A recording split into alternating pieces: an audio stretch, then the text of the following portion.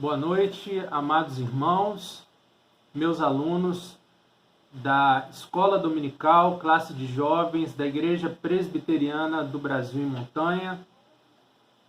Agora nós iremos transmitir a quarta aula do nosso estudo a respeito da peste e o testemunho cristão. Lembrando que fizemos uma introdução na primeira videoaula, tratando dos flagelos, que são instrumentos da justiça de Deus, a peste, a fome e a espada. Na segunda videoaula, falamos a respeito da obediência às autoridades. A terceira videoaula, a respeito da cosmovisão e caridade. E agora, o último subtítulo do nosso tema, Cosmovisão e doutrina da Igreja, na perspectiva da peste e do testemunho cristão. Quero convidar os irmãos, mais uma vez, para estarem assistindo o vídeo que lhes encaminhei a respeito da mensagem do pastor Paulo Júnior. Pastor Paulo Júnior é uma referência de pregador bíblico e fez uma exposição muito oportuna da palavra de Deus, agora que estamos vivendo esse momento difícil de pandemia em relação ao coronavírus.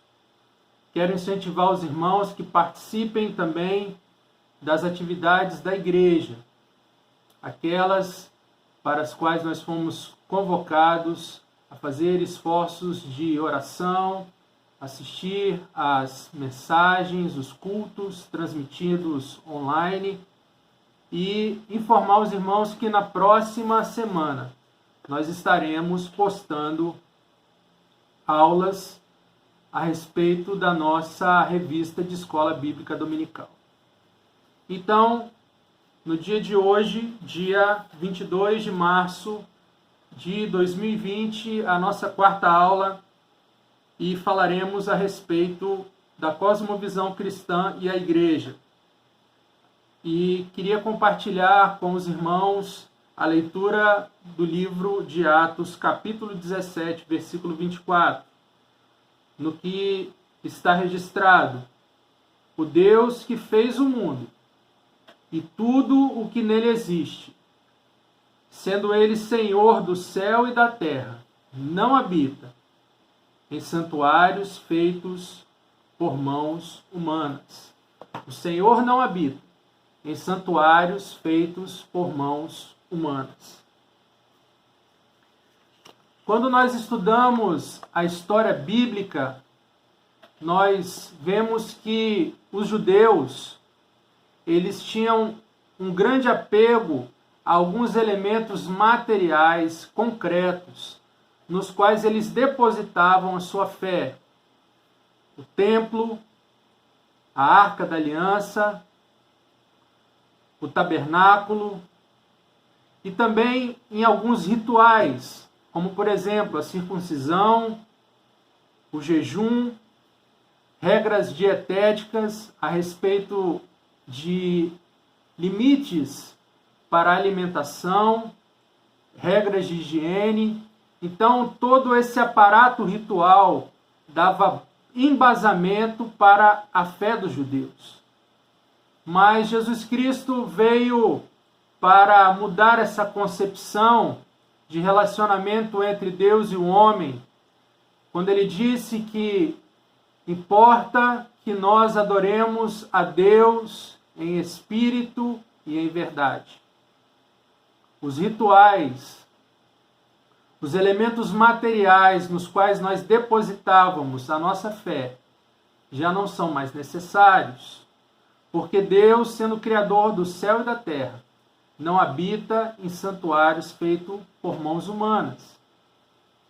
E nós, nesse momento difícil que nós estamos vivendo, em que nos foi imposto, por essa doença terrível, nos foi imposto um isolamento de tal natureza que nós estamos impossibilitados de nos reunir como igreja debaixo de um espaço físico, entre quatro paredes. Nós pensamos e começamos a refletir o que é ser igreja e como ser cristão sem ter acesso ao templo. Meus irmãos, nós somos o corpo de Cristo. Nós, os cristãos, somos a igreja.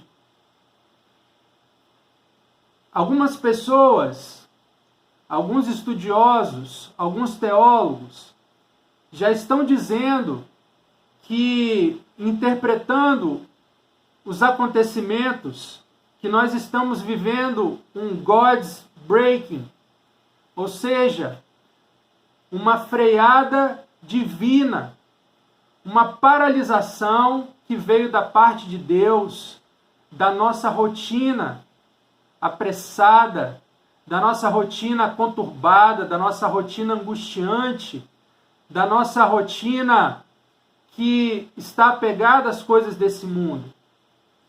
Para que nós possamos refletir durante um tempo, agora que estamos afastados da sociedade, do convívio com outras pessoas, no resguardo dos nossos lares, a respeito da fragilidade da vida e da nossa dependência de Deus.